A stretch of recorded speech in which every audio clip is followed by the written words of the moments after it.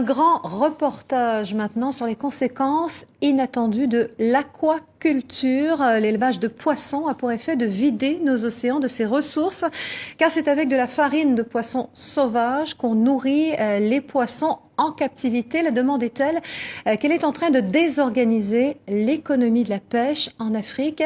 On va prendre l'exemple du Sénégal avec cette enquête signée Marc de Chalvron pour France Télévisions.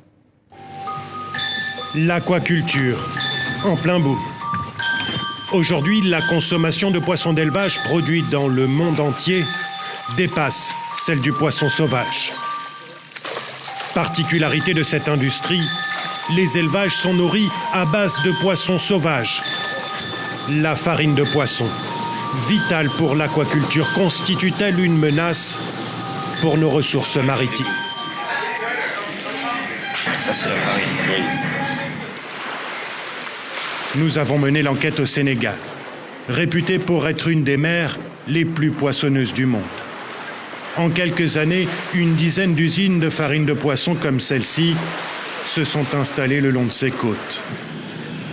Aucune n'a accepté de nous répondre. Marc, on travaille pour France 2. C'est donc en caméra cachée que nous rentrons dans l'une d'entre elles. Une petite usine dirigée par un Sénégalais.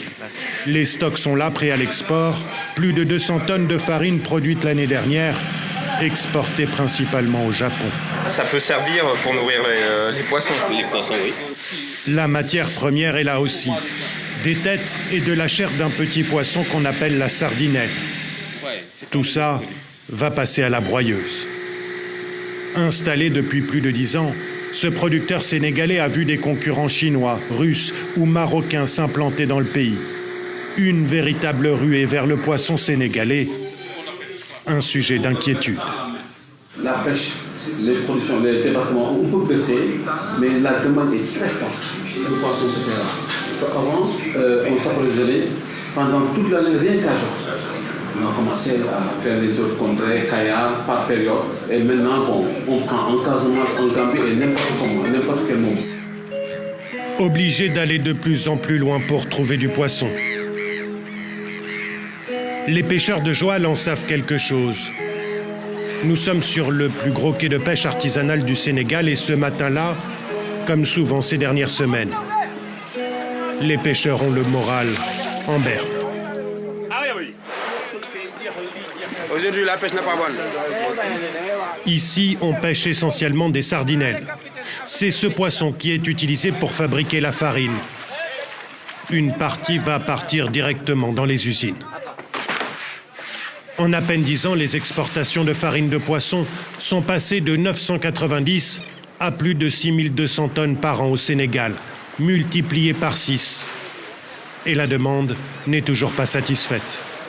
Un marché en pleine croissance qui contribue, d'après beaucoup de pêcheurs, à la surexploitation de la mer. Les ressources ont diminué, les prix ont augmenté parce que les gens sont sûrs que, quelle que soit la prise, il y aura des usines qui vont acheter ces produits.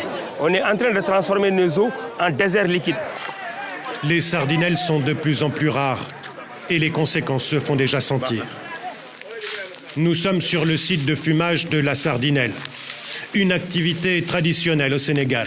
Le poisson fumé, un produit alimentaire de base dans toute l'Afrique de l'Ouest. Un travail réservé aux femmes de Joal.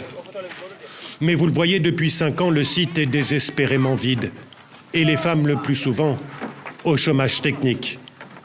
Elles accusent la farine de poisson. Depuis que l'arrivée des usines, c'est à cause de ça que le poisson est devenu rare. Nous, on ne peut pas atteindre le poisson. Si on dit au marché, au port, qu'on vend la caisse à 5 000, les usines peuvent acheter ça à 10 000. Nous, avec les 10 000, on ne peut pas travailler. Des dizaines, des centaines de femmes à Joal ont vu leur activité partir en fumée. Victimes, disent-elles, de la farine de poisson et donc du boom de l'aquaculture au niveau mondial.